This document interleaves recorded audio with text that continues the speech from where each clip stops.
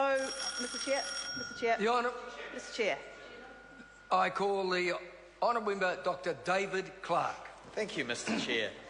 This is a pleasure to speak on part 2 of this bill and to join what is a chorus of dissent on this side of the House, because this bill is a disgrace, and people have made the argument from many different angles because it is to be made from many different angles.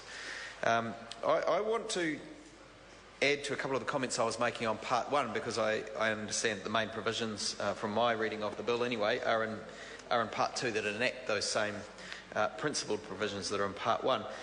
And Mr. Chair, the fact that the RIS, the Regulatory Impact Statement, talks about the problem under 4 headings was something I began to canvass. The first is that state housing is not well matched to need. These are the problems with the current social housing in New Zealand, according to officials.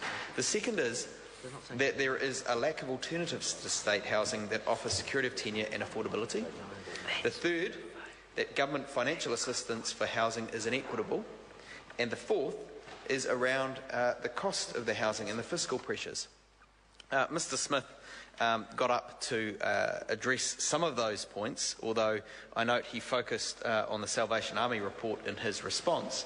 But those 4 problems are what seems to be driving the current difficulties with the social housing market in New Zealand.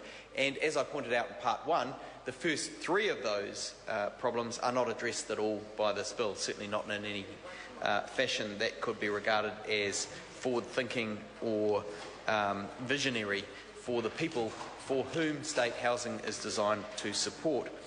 The Regulatory Impact Statement then goes on to point out the number of properties that are not currently being used. 14% of the housing portfolio are either vacant, underutilised or overcrowded. And then it goes on to say that part of the reason for this is because there is uncertainty over the funding necessary to maintain social housing. And I think that is one of the key findings in this Regulatory Impact Statement. The fact that there is not certainty of funding from this government. There is no consistent policy that seems to be applied. It's a very ad hoc approach to social housing they've taken, and we can see that that means that the solutions are ad hoc, and when one isn't certain where the money's coming from, one makes do in the short term. And that is exactly what these policies represent.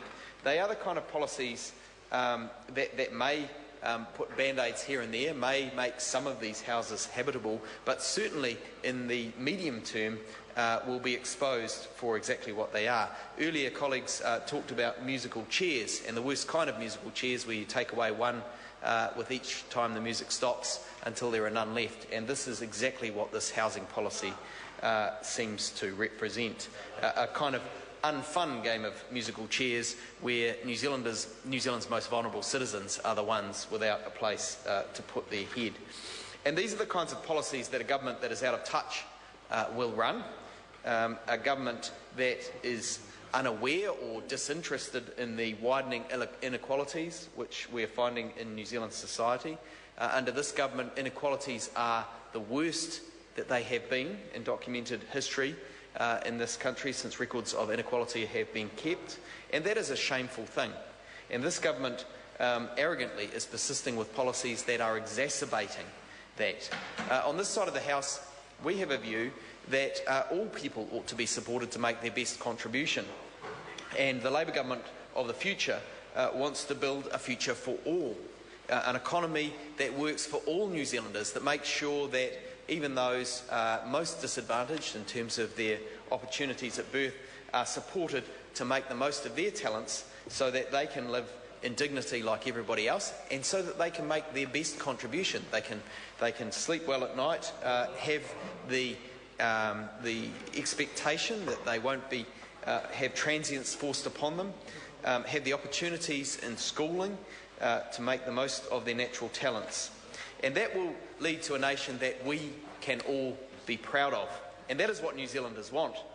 Certainly where I am in Dunedin, I'm hearing more and more stories of people who would like to be in secure accommodation but have been forced into private accommodation.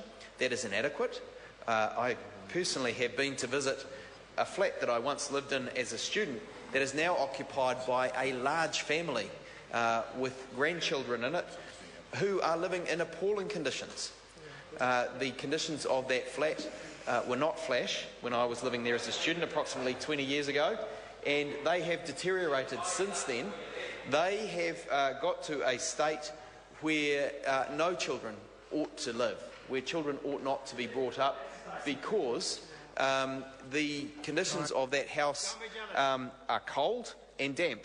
And that coldness and dampness, I mean, the minister over there may think it's a joke, Minister Coleman. He laughs about this, but these are children who are running around with runny noses in the middle of winter, living in a cold, damp home, who may develop preventable respiratory illnesses. These are problems that we know how to fix, but they seem to be not a priority for this government. It seems much more interested in doing deals, the likes of Sky City, Chorus probably coming up, some corporate welfare out to Rio Tinto, those kinds of deals that are targeted at supporting a few. Transparent? No, it's not. Instead, they are deals that are supporting a few when we see so many New Zealanders suffering. I call the